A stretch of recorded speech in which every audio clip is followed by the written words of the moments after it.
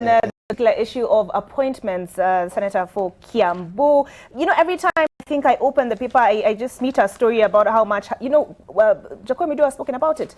Money being looted left, right, and center is part of the problem, that the people who are being appointed to these boards are not able to effectively exercise oversight. Thank you. I think, allow me first to join Otiende Amolo in first congratulating Eliud Kipchoge, because since that major record-breaking feat that he achieved, we have not sat. And I, as a marathoner, and for purposes of the record of Jacob Mido, I have run, I think, 8 marathons now, and more than probably 10 half marathons. So I want to congratulate my colleague, as I call him my colleague, because he did the unthinkable. And we are all very, very proud of him. I've been wondering, why is everybody focusing on how much he earned than what he achieved and attained, and you know, the big lesson and mind changer that he implanted on the entire world.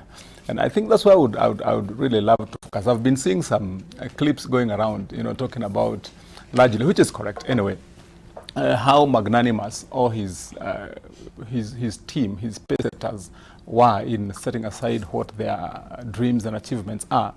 And that is really good, to say indeed that people can set aside their aspirations, their dream, their glory for the sake of the victory of one.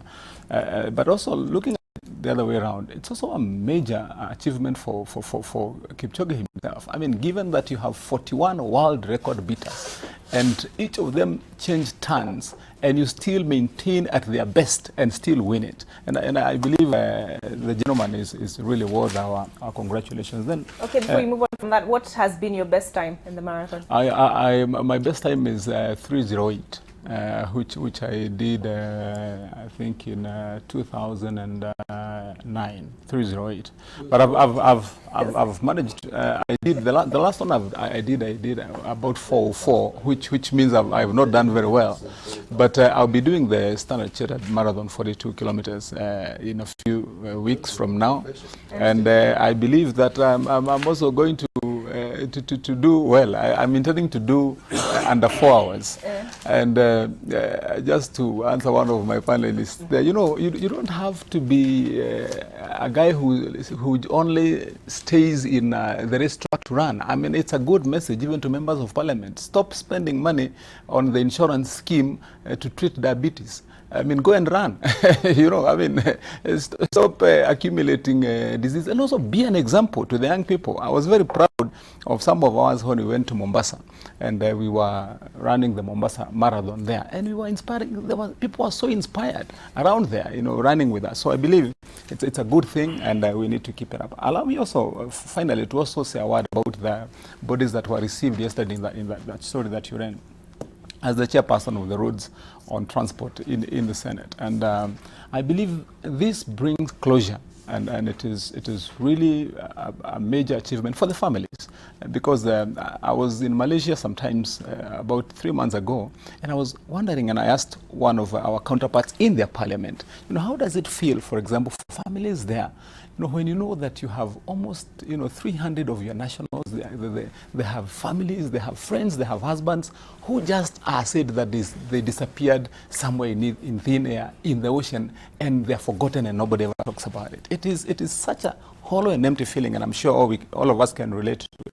And so when this has happened yesterday, I was relieved to know that at least there is closure to those families. But we also need to say that the entire story, the details of what happened, what should not then happen, what are the lessons learned, what mistakes would be avoided, at what level of responsibility should we hold, for example, the manufacturers of that aircraft? What do we expect to say? All those details need to come out also. I mean, we would not need to take just that closure as the end of the story, because most of the times you find that, for example, big corporations, sometimes even government entities and agencies who have made fatal mistakes or errors that cause those kind of accidents, walk away with it or get away with it. So I believe that also should follow now this close. So what we all know as Kenyans, what happened to our people and what we should do next. Then lastly, let me then mention about the question that you asked. And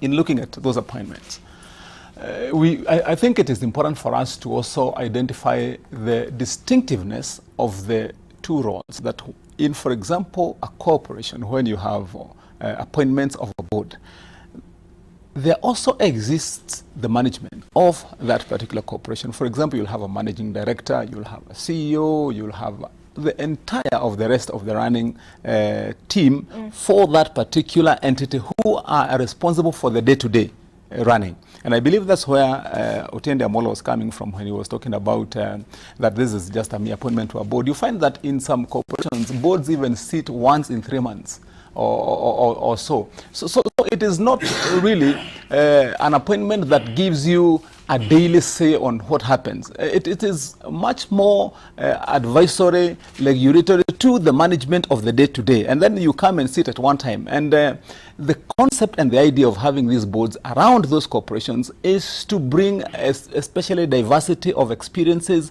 and not necessarily the technical expertise into those boards. And that's why in the appointment of those boards, you don't necessarily need to be asking per se using a microscope that where did you qualify from? Are you a mathematician or I mean the spectra of the board should reflect experience of those people in various fields and exposure, such that when they sit to look at the entire of the corporation, they can be able to advise then the management on a day-to-day that if there is an issue about, for example, your IT department, you have a member in the board who can be able to talk about the IT department. If you have a problem in security in that particular corporation, you have somebody who will also have the expertise, and then the rest of the members. And let me liken it to what you have in the appointment of juries.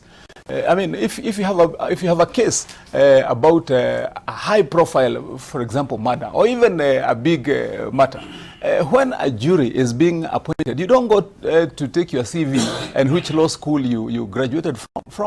They go to the street, and in the concept which Otiende Amolo will tell you very well from the how juries were first born, is to bring the concept of you being judged by your peer or somebody who thinks and lives like you, and so they go to the street and they look for a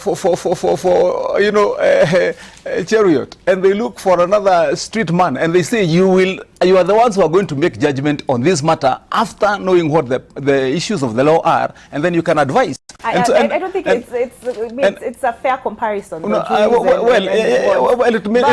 want to turn the spotlight on you, members of parliament. Yes. If you look at the Standard, the headline there, the curse of the handshake.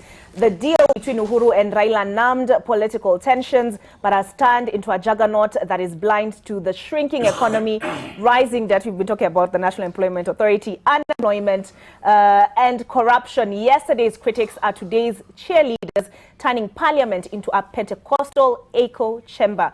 Who will speak for Kenyans? That is the headline. The Standard. I wish I had a copy very close to me to read some of those details because I don't have. But I will pass it on to you. Please do.